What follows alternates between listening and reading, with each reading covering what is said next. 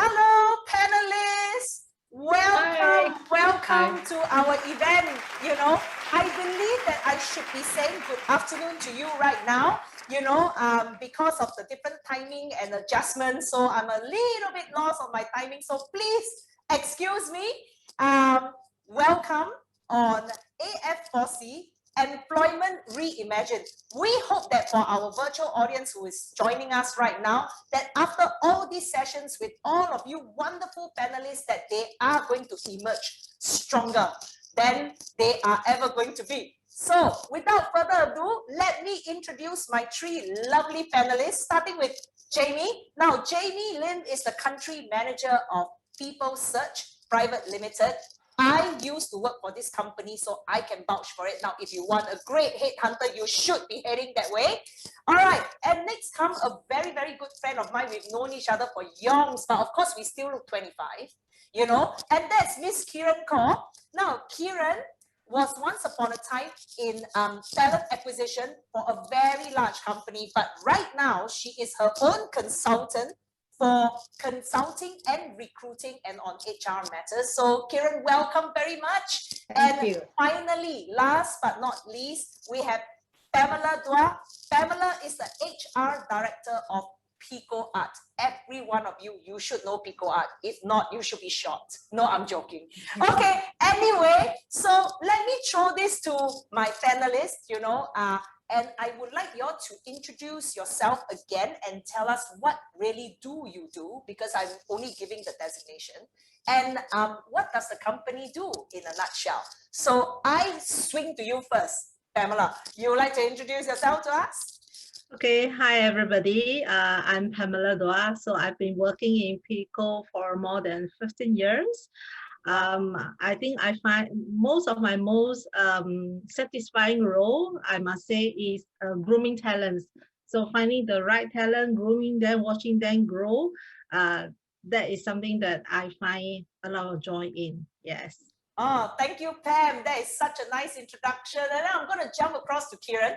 So Kiran, you want to tell us what you do these days? These days, well, prior to these days, I've extensive experience in retail, doing everything from customer service, ended up doing my favorite thing, talent acquisition, talent management. That's actually my forte, talent and management and coaching. So I've now gone on my own, consulting and doing talent work for organizations that require this sort of support. That's great. Thank you very much, Kiran. And then across to who used to be, actually not ex-colleague, she was an ex-boss of mine. And that's Jaime Lim. We share the same surname, Jaime. Yeah, thanks. So PeopleSearch is a regional search firm, and we're part of the SG-listed HRNet group. So personally, I've been practicing this for more than 25 years, being a recruiter. And then, of course, in my later years, I lead the team in empowering business, at the same time partnering individuals in a career growth journey. So that's an essence of what we do. Yeah. That is great. And by the way, PeopleSearch Group, right, is in the region. Talents are in short supply, and companies are fighting to get them right now. So if you are a talent, you are in a very sweet spot. But before you call yourself a talent, I want my panelists to now give us a definition. And what is your definition of a talent? Let's go there first. Okay, so I start with Jaime. I know it's tough, but I know you have a great answer for this. So off you go. All right. So in my opinion, a talent is someone that is very self-motivated, absolutely a team player, very results-oriented and creative. Now, with the pandemic that has already struck us, I think it's even more important that they have all these traits. And on top of that, agility. Now, agility for what? Agility to deal with things that are volatile. Agility to then say that, I don't know, nobody has the answer. And therefore, I have a steep learning curve and I need to learn what is required of me so that I continue not just to stay on the job, but to pivot according and change according so that there's sustainability in my employment. That to me is a talent. So if you notice, it's not so much on the competencies. The competencies may or may not be taken for granted. Later on, I think we'll deal with these hardcore skills. But for now, we're talking about the soft skills. We're talking about the person itself. Earlier, I think Jaime mentioned about us now being able to work in different geographical locations without being physically there. And that calls for collaboration. The work model is hybrid, and therefore the people now, it's even more important that I shouldn't be silo. I should learn to work with my teams. I should learn with cross-team, cross-border teams, project teams, cross-functional teams. In the past, I think our mindset could be, I just do my job, I deliver my job, and that's it. I get a good appraisal, I get to keep my job. But now it is more than that. It is about my interaction with hybrid and cross-functional teams, being comfortable even doing meetings like this, virtual. In the past, no, we can huddle together in a meeting room and we do that. But now we need to learn new skills and need to learn in a different manner. So in short, the talents really needs to be very equipped with what I call VUCA, yeah, which is deal with something that keep changing. So change becomes a norm to us, and being able to counteract that and still deliver results. Yeah. So that's just my view for talent. Indeed, right? Thank you, Jaime, and to all our virtual audience, in case you haven't really heard about the term VUCA, is spelled VUCA. It means volatile, uncertain, complex, and ambiguous. Okay, so on that note, let me swing to the HR director now first. You know, Pam, I mean, you are always on the lookout for talent, you know. So to you, what is the definition of a talent? Okay, so a talent to us at the Pico group is someone who has a great can-do attitude. So this person must be a fast learner, works with what we call a growth mindset, and has great agility in them. It is not easy. I think over the years, I've seen many talents coming in and out of our door. One of the greatest obstacles I find is the growth mindset, because people tend to like to do what they are most comfortable with, right? I think everybody has got this kind of experience in dealing with talent. So post-COVID, I think it is even more important that they must embrace growth mindset and the ability to work virtually and remotely, especially in our business whereby our events are everywhere, right? So in the past, our events may only be in Singapore, and my people get to also travel all over the world, but now it is very different now. So now we do a lot of online campaigns as well. So they need to learn how to work with people from another country in terms of the technical requirements, for example, right? So they must be very open and must be very, very agile to, you know, just click at that point of time, because not all the things that they're going to do now are something that they have done in the past.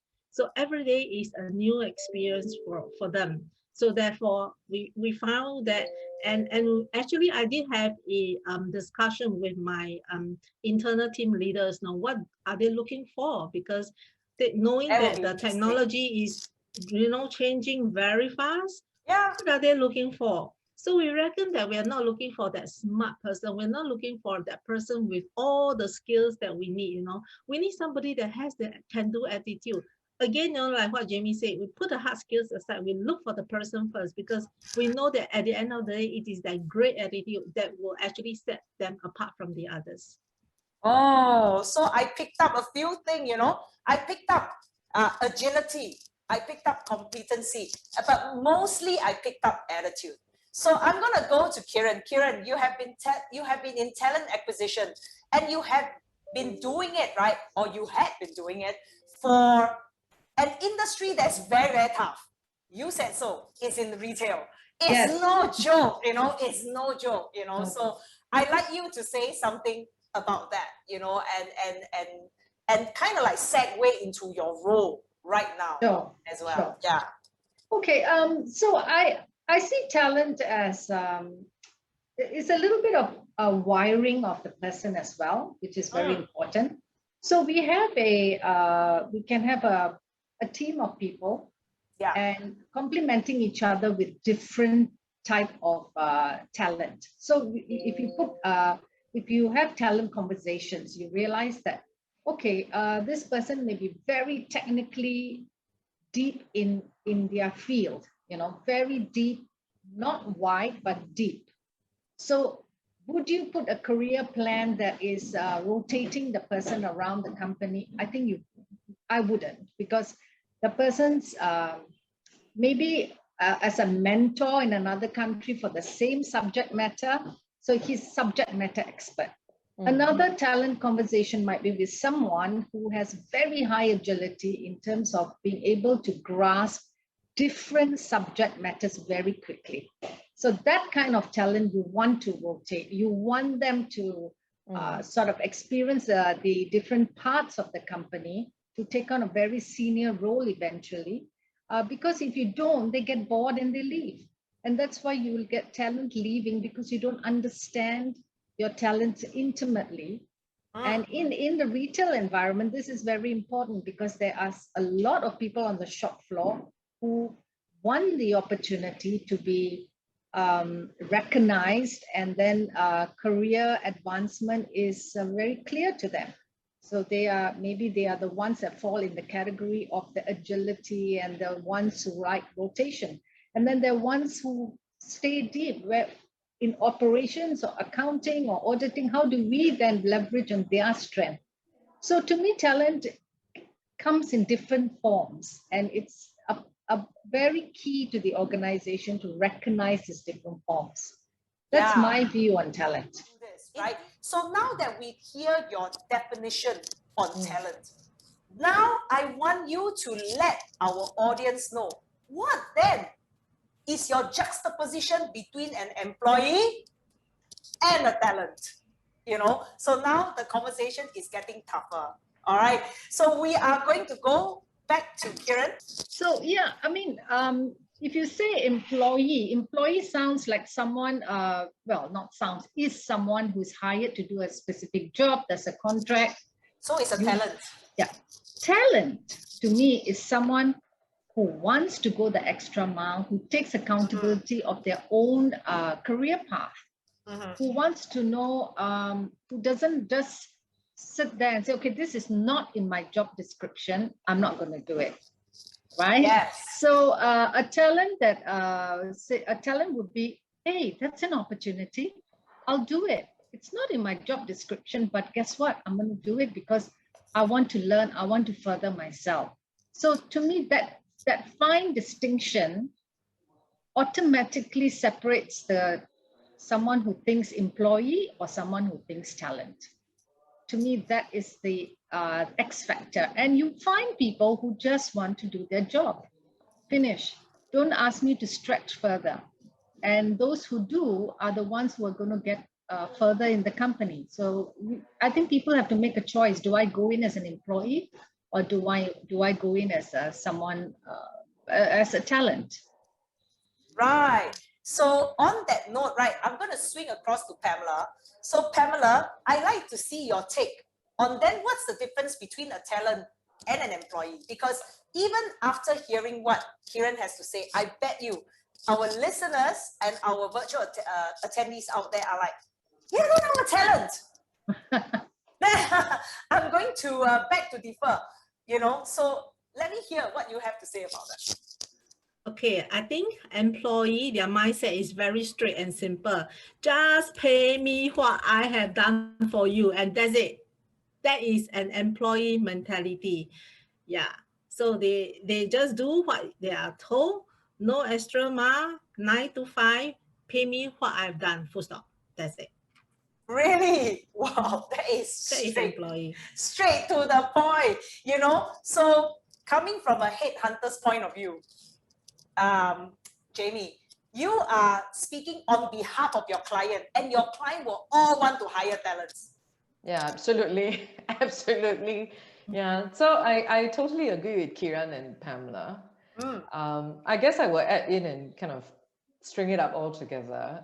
Pam mentioned about the growth mindset. Employee doesn't have a growth mindset. A growth mindset wants to grow. They want to grow themselves. They want to grow their team. They want to grow the business. They see the greater good of the existence of the company. They feel that they have a vested interest in the company. If I do this, this will help the company to grow. And therefore, I will be in the company for a longer time. If I don't do this part and I don't do my part, if the company is not doing well, I'm responsible for it. But accountability and vested interest is definitely in the mind of a talent. And therefore, they will not draw lines and say that this is not part of my job. They will come from answering a question. If I do this, do I grow? Yes, I will do it. When I do this, will the company grow as a result of my giving, of my work? Yes, I will do it.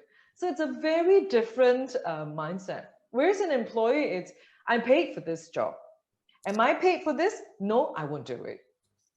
So it's a very different mindset altogether. Most of the talent has a very entrepreneurial spirit. I say entrepreneurial because they don't use their money to open the shop or open the business or to invest in the company. But they treat this very much like their own, which is so hard to find talent because you're being paid, right? You don't use your money, you don't invest, right? So why should I be so entrepreneurial? Why should I bother whether the company is alive or not kicking? I can just pack my bag and go to the next job.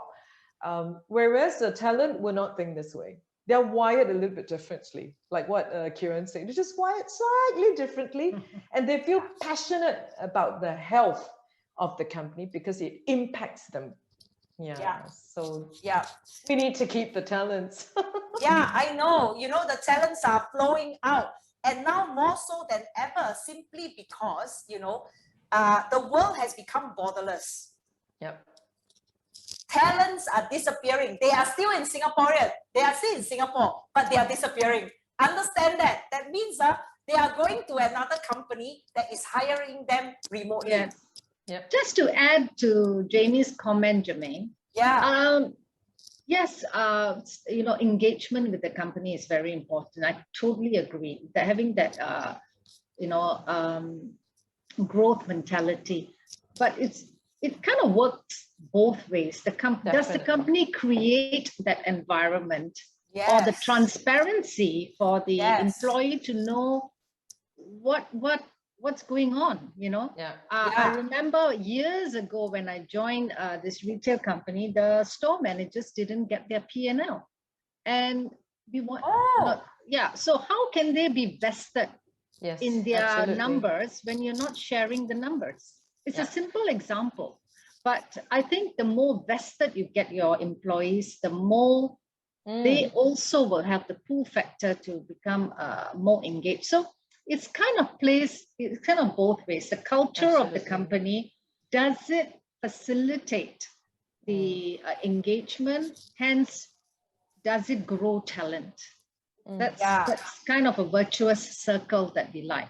Absolutely. That's it, isn't it? And Pamela, across to you. A good employee, okay, or a good talent, they will want to be empowered because so that they can do their job well. And I witnessed many of these people, good people around the companies that I work for, and also within the Pico group, whereby we have, you know, now more than 1,005 employees. So over the years, for example, I find that people are actually very hungry. The good talents are very hungry to be empowered, learn new skills and be empowered.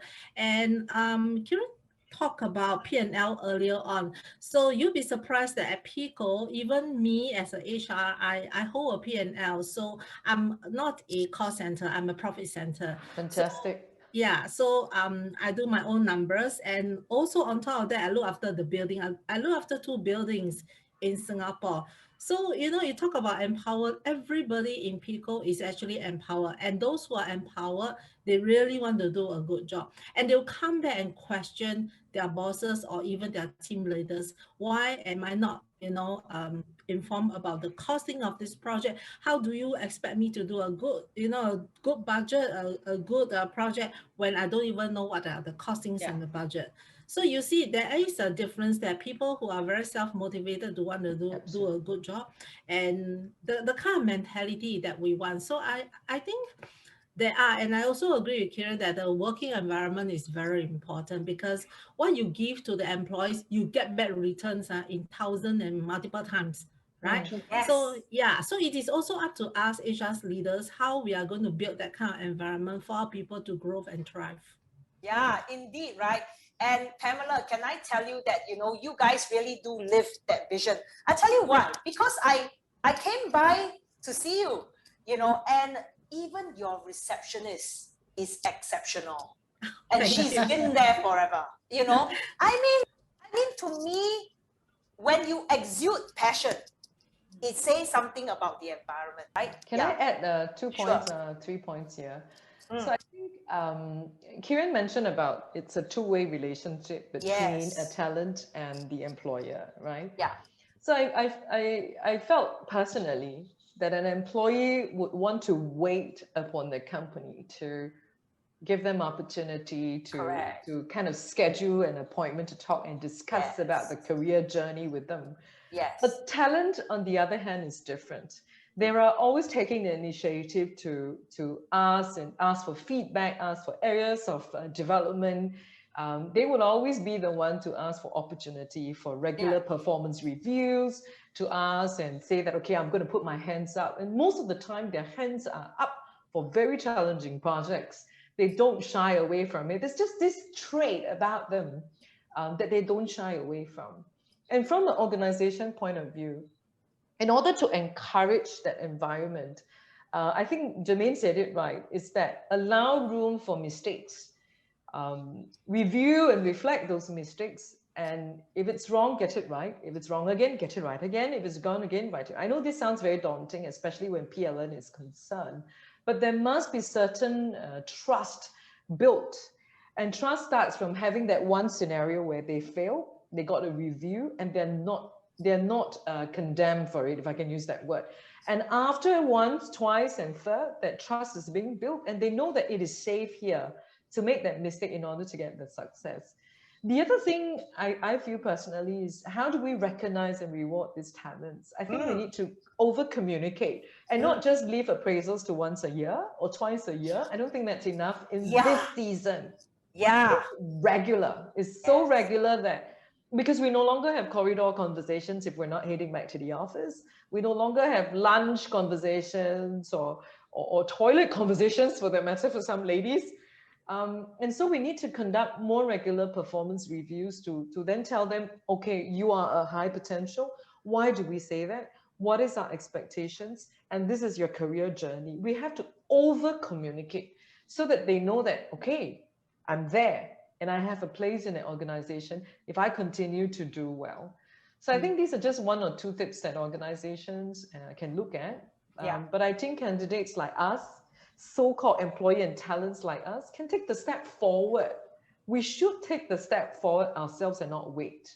Yeah, that's my single message. Do not wait. We keep it going. Yes.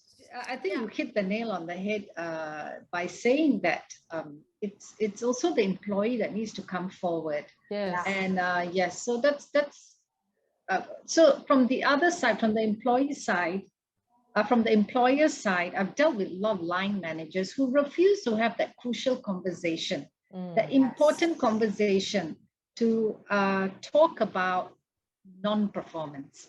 And guess what? Talent can non-perform. Of course. They can. And the thing is, not having that conversation bypasses that talent. So they have a blind spot that they don't know about. So they don't know what they don't know, and they don't know to ask that, So sometimes we have that issue of line managers or even very senior directors, not wanting to face that conversation because it is uncomfortable. Yes. And it is. That's true. And unfortunately, either they lose the talent or the talent just gets demoralized. So that's another thing I would say, that getting all people managers or people, those who lead people, to be very comfortable in their skin, to say straightforward conversations, feedback time, don't ignore it, don't wait 6 months later and say, remember what you did in January? Not really. Yeah. So that is something that I'm a true believer. Just fantastic. Yeah. Yeah. having No, those conversations. Yeah. indeed right, Kiran, indeed right. And we are still a human society. You know, it takes human to spur human on. Because I just had this conversation yesterday, you know, with Miss Susan Cheong of DBS. Their talent, their recruiter now is called Jim. It's not a human. It is AI run machine.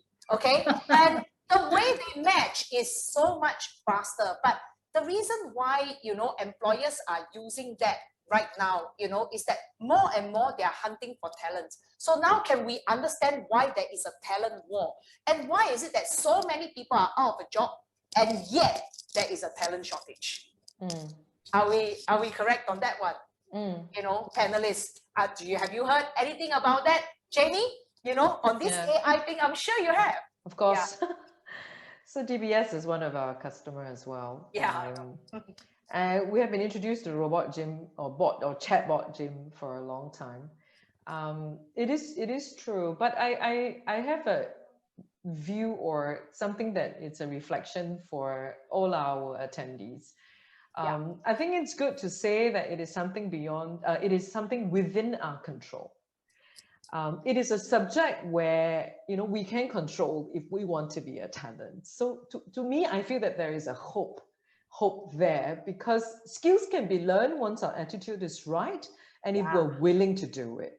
Yeah. I think it is controllable. So that's the good news. So if you decide today and moving forward that I want to be a talent, then we need to give a new purpose of why I'm doing this. We need to show the willingness to make changes. We need to say that, okay, this is tough, but I'm going to get through this. If I'm not comfortable, I'm willing to try until I get comfortable. I'm going to seek empathy. I'm going to get the understanding of my supervisor. And for people who are out of job for now, I think it's also important to then surface in an interview to then say that, okay, that was in the past. Moving forward, I'm willing to learn a new skill. If only you coach me, have regular conversations with me to ensure that I'm coping well. And not be too sticky about what I call hygiene factors like pay, location, skills. We need to completely change that mindset. Again, it is not for anybody to force you or me. It is ourselves at the end of the day. If you want to do it, you can. If you don't want to do it, the world is just continue running with or without you. So I think we're faced with this very brutal fact that we really need to recognize it is different now. Today, if you don't want that role, someone else in Timbuktu will want it. And maybe your colleague in the past who are not interested may suddenly wake up and say, oh my God, I really need to change and I'm willing to. Well, the world will continue with or without us. So I think we need to have that realization that we can pick it up if we want to. Yeah. I know, right? So Pamela, what would you say to that? I think anyone can be a talent, right? Yes, definitely. Anyone can be a talent. I think what is most important post-COVID and during this pandemic is the agility and the mindset to learn new things. Because nothing is going to be status quo. You know, long time ago, you do things like that, it is not going to happen anymore. Jobs have also fast disappeared. Take it and like it or not, it is like that, right? So even for the individual themselves, they cannot take things for granted anymore. I like it when Jaime said that, you know, people should be less choosy about hygiene factors, and I have come across a lot of people like that as well. But of course, we try to understand them. Everybody has some kind of financial commitment, because in Singapore, you literally work for the banks, right? Everyone is still paying for their house mortgage. So that's the sad truth, right? But of course, you know, look beyond, you know, if you can enjoy your work and do well, absolutely, your runway is so long and you don't have to worry, right? And also nowadays, I think if I were to take Pico, for example, we have offices in more than 40 cities. I'm always looking for talents, right? And then to train them in Singapore and ship them outside Singapore. I have a big challenge because my bosses always come to me and say, hey, Pam, where is my next GM? When are you going to grow this person? Then sometimes I will joke like, okay, it will take even 9 months, right, to give birth to somebody. So can I have a longer time? Yeah, really, every other day I'm faced with this challenge. So all our talents out there, call yourself a talent. go for it. You can do it with the Yeah. correct mindset. And if you need coaching, and I think coaching is the next most powerful thing, because honestly, you cannot learn a lot of things on your own. Sometimes you just need somebody to push you and point you the direction, right? So with a good coach, I think this good coach will be able to point you to a direction and help you to get there where you want to be. And naturally, money will come. Don't worry. Yes. Amen to that, Pamela. And on the note of good coaching and a consulting figure, you know, we have our dear Kiran down here. So Kiran, you know, whatever you have said is like words of wisdom. What would you add to this? Yeah. Well, I think Pamela has summed it up really well, and I so know. has Jaime. I would say stay curious. Stay very curious about what's going on in your company, what's going on in the environment. Don't stay in your comfort zone.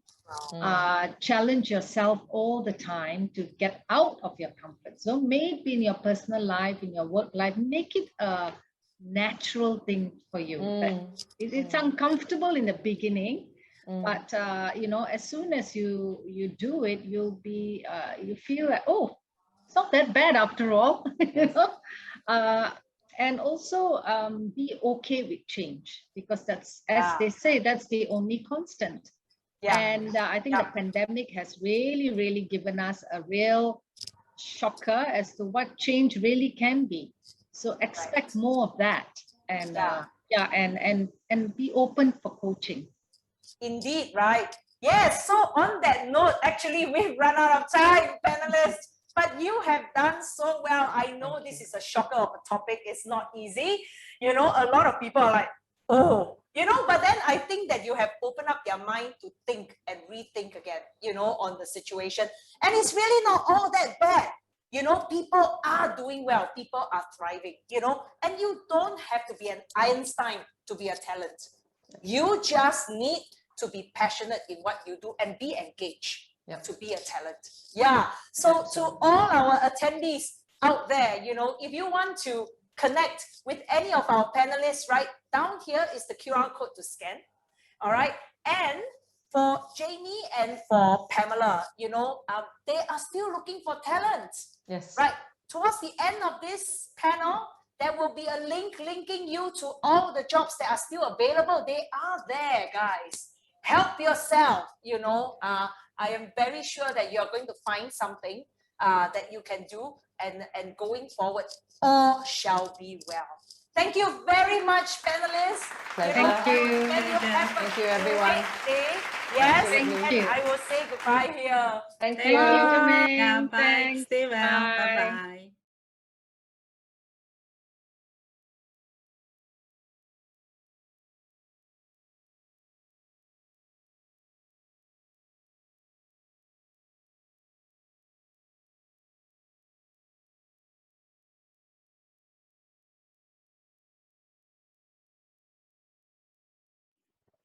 Good morning, Susan. Hi. Good morning. Good morning, Jermaine.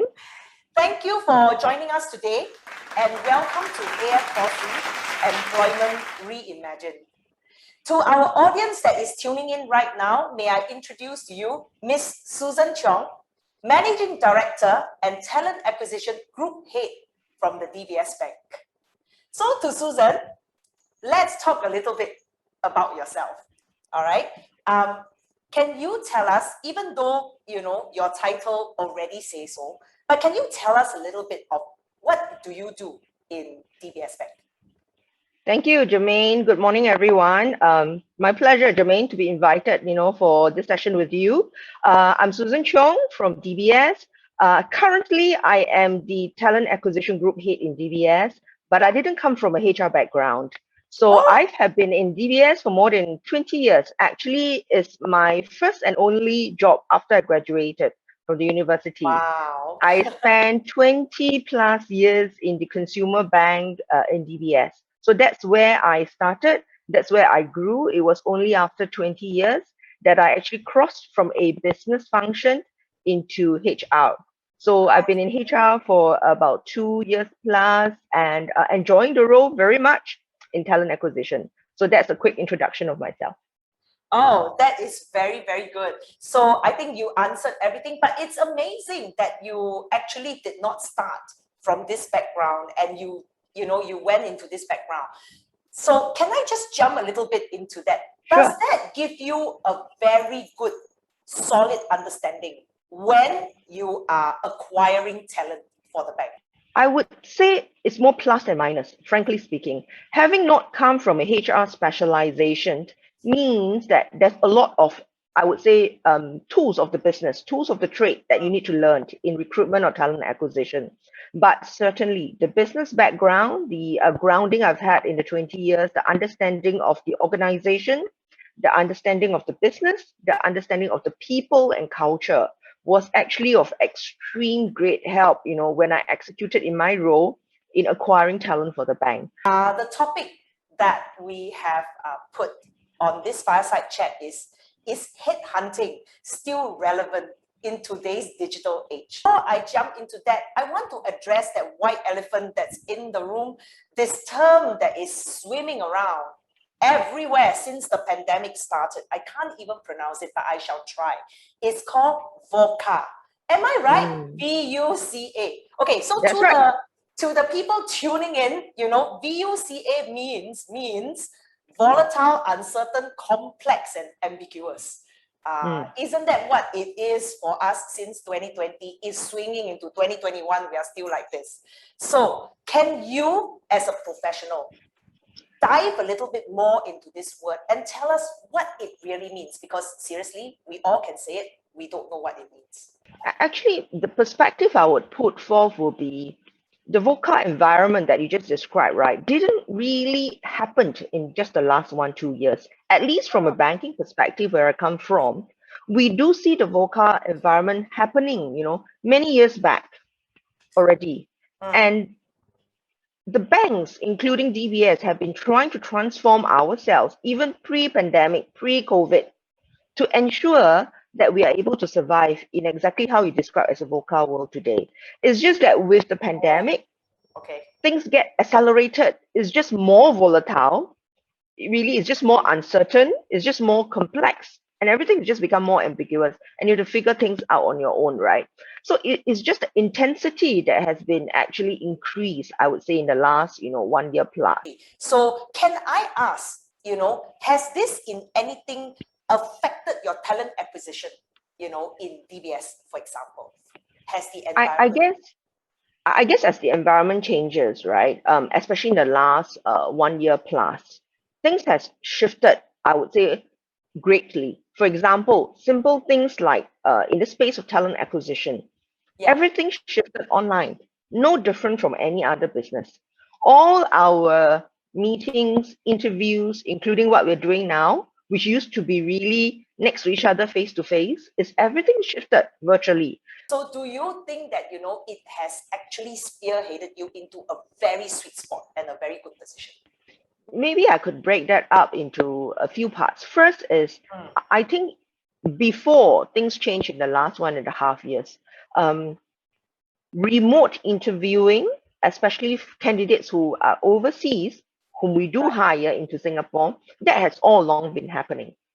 Okay. So that does happen, where we actually do video interviews with people as far as, for example, US, Europe, other parts of Asia Pac, for example.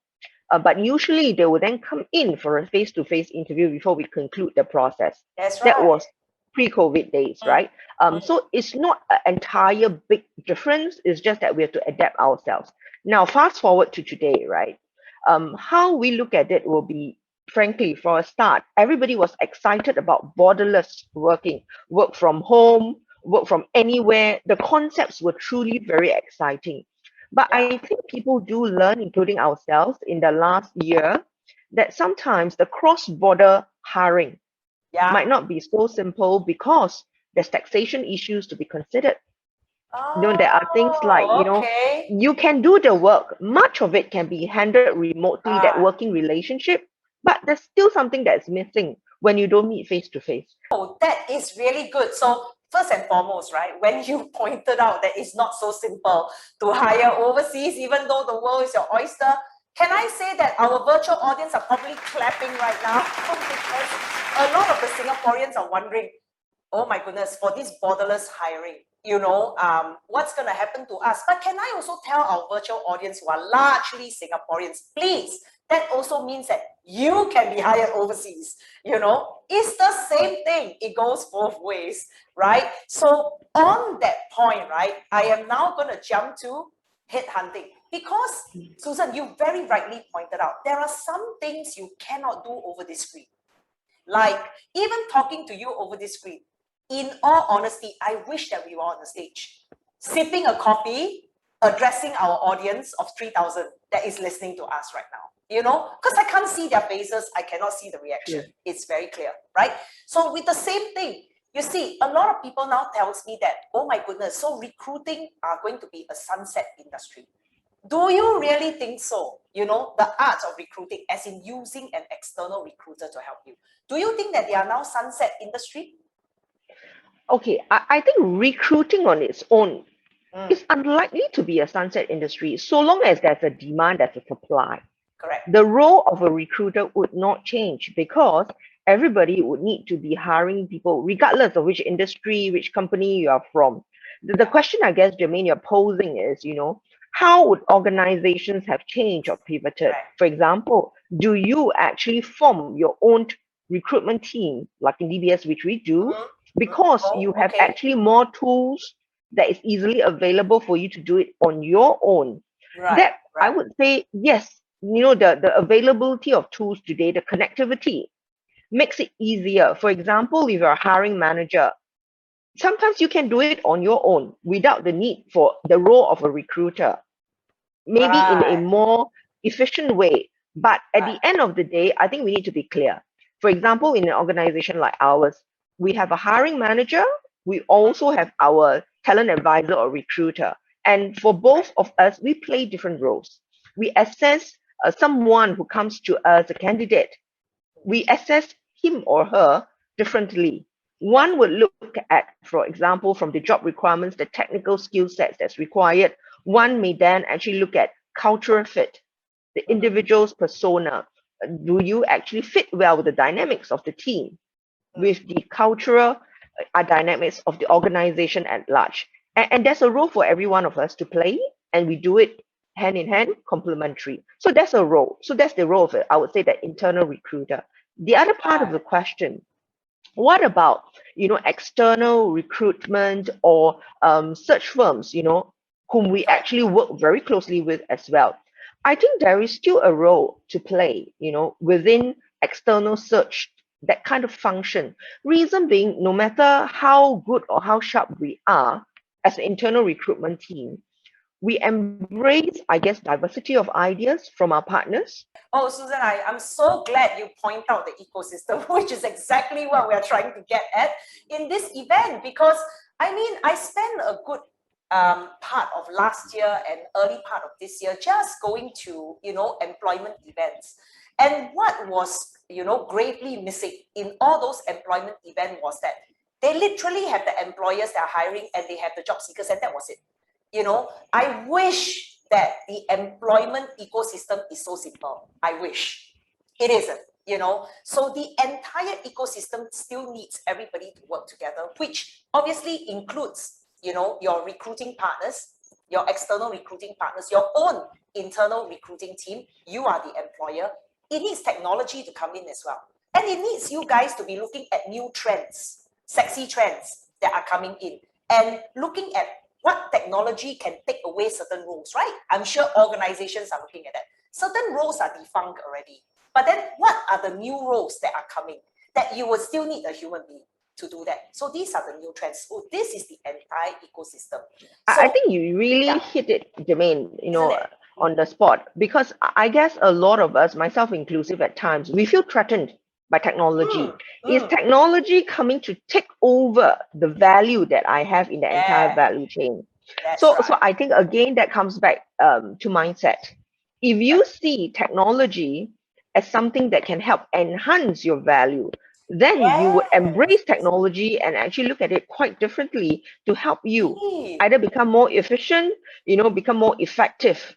That's right. And this is maybe how we should train ourselves to look at Mm. things. If not, we might get boxed into that situation of feeling threatened. But we have seen true life examples of how, whether it's individuals or organizations, have been able to harness the technology part to actually help them move up the curve and actually leverage themselves up. So I think that's a beautiful point that you've raised. Yeah, indeed, right? And I mean, Susan, look at me. At age 50, I came up and set up my own company. I am a technology no-go person, and I am recording this with you. You know, so it is really a big step forward, and I know that a lot of people can do that. So on this point itself, right, you know, you guys being very technology driven in this day and age, do you also see your talent acquisition team shrinking, you know, having technology widen to help you in your role? Do you ever see that happening at all? I know I it's a very think tough question. no, I think that's fine. In fact, we've addressed that. I wouldn't say it's shrinking. Shrinking or expanding, frankly, is a function of the demand and supply. If you have high demand in roles to fill, Yeah. naturally, you need a bigger team. When you have less roles to fill, you need a smaller team. Yeah. What we have seen, and this is from true life experience in DBS, is Mm. harnessing AI technology Yeah. in helping us to actually, for example, do that first level screening of applicants That who is come through, cool. Yes. right? And Okay. it actually saves a lot of time for our recruiter, right? Right. Previously, they have to spend, for example, 32 minutes in screening every applicant for the skill set. Is there a match to the role? But you can always program that with AI, which is what we've done with Jim, our AI recruiter for that first stage. After you do that first level screening, that's when it comes to the recruiter who has that virtual interview in today's context or face-to-face interview with the candidate. And that's second level. And that whole process is actually shortened. So you save time. Mm. Our own recruiters can do more. They can do more value-adding jobs, including doing a better assessment or actually, ensuring that they can actually do more by, should I look at other aspects? Should I expand my assessment rather than making sure that I meet the numbers? And what we also realized that other than improving the productivity standpoint, the quality of how the AI funnels has also helped us be sharper. For example, before the technology is being deployed in terms of the Right. first level screening, Right. our success rate, if I recall, is only about 1 in 7 whom we actually eventually hired for a particular role. Okay. After going through that process, it was 1 in 3, which means you are Nice. getting very Okay. good sharper selection in your second level. Your hiring manager and recruiter actually meet people and their time is better utilized to ask the right questions. And then you get a Wow. paneling of 1 in 3. And that is actually what I mean by the beauty of harnessing technology to help you in your own jobs. That is so good to hear. Okay, you know, before speaking to you, right, Susan, I've also got, you know, a lot of friends who come to me and said, all these organizations that are harnessing AI, can we actually trust that? Because ultimately it's a machine. Somehow they still trust a person to go through their CV and say that, you know, so that my CV is not accidentally thrown out. You know, I said, no, to me, right, I think it's how you program the technology to help you. I believe that, you know, this is how you guys will harness AI. Yes. You know what, Susan, I even Absolutely. heard that, you know, AI, right, looks beyond your CV. It literally can also go into your background and look at you as a holistic person to see whether this person can really flourish in this organization. Because a lot of time when a person is very successful in the role, right, environment plays a part. So I think that's where AI comes in. Very well equipped. You are right, Jermaine, because like you mentioned, it's all what you program into the algorithm. I think in today's concept, right, we are all trying to pivot away from just looking at CVs. It's really truly not about CVs, which school you attended, which roles. We're looking for skill set. Agreed. Whether your skill set is actually made for the job that we are trying to fill for today. You might not have relevant experience, but your skill sets tells me that you are able to go into this job. And this is important because without that, people like me would never have a chance at a HR role because I've got no relevant experience in this field. But if we look and shift to a skill set match versus an experience match, then you'll be more open to looking at a wider pool of candidates That is into really coming into the role, right? So I think personally that works for me. And you are right again that when we deploy technology, especially AI, it's very important to keep reviewing the algorithm to make sure that you've gotten it right, fit for purpose for the role, and more importantly, to ensure that we do not create biasness because of the algorithm. The algorithm is with the intent and meant to ensure that that first level screening, there's no biasness because the machine is not biased. Human beings, there's a tendency to be biased. But at that first level screening, that machine is not biased at all because Jim doesn't know a Susan from a Jermaine, right? Yeah. And that's why it's a very transparent process. But we also built in that human level interface, which is the face-to-face or virtual interview, that we have not done away with. And that to us is still important, that human touch, because there'll be certain things that you still want to, until such time where you've got an AI whom you feel can do 100% of the job. But we are looking for that calibration and that level of balance to help us.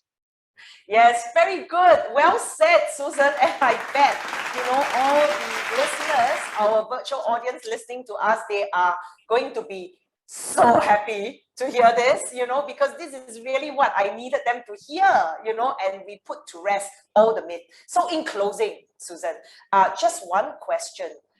Clearly all the audience that are listening to us, some of them are ready job seekers, some of them are maybe thinking of switching roles like yourself, so should they want to, come in and be part of DBS, what would you say in short will be the process, for them to engage with you guys through all your different channels? Maybe you want to do a quick rundown for our... Sure. Yeah. Actually, for us, the easiest way we realize the convenience that we provide, it is really everything is like in today's context is on the web. We have all our job postings, on our site, career website. And that same role, we make it available to external candidates, internal colleagues who want to apply internally. And so it's the same thing that you're looking at, whatever we share with our internal colleagues. So you can go to our careers website on DBS, and you can look at the various roles that are available, including in Singapore and other offices that we have in the regions as well. And actually, the process is as easy as actually putting through a simple application to a role that actually interests you. But more importantly, what I would like to share is for all our friends out there, keep an open mindset. You never know what opportunities might come. Be open in terms of your seeking of a job opportunity. And actually, same thing for ourselves as a hiring manager, for example. We have always been advocating that we need to be as open as we can. And that's where we harness the beauty of diversity in terms of our workforce within our organization. Indeed, right? And thank you so much, Susan, for all your sharing. It really has opened our mind. Like a few things that I've never heard of. I was like, great to hear it from you, Most welcome. Yeah, and for all of you who are tuning in to us virtually, you will see on the screen my QR code. All right. Now, if you want to directly connect to Susan, please come via us, scan this, come through LPIS, and we will see how we can connect you with Susan. So on that note, Susan, thank you for this fireside chat. It has been illuminating. My pleasure. Yeah, till the next time we see you again, have a great day.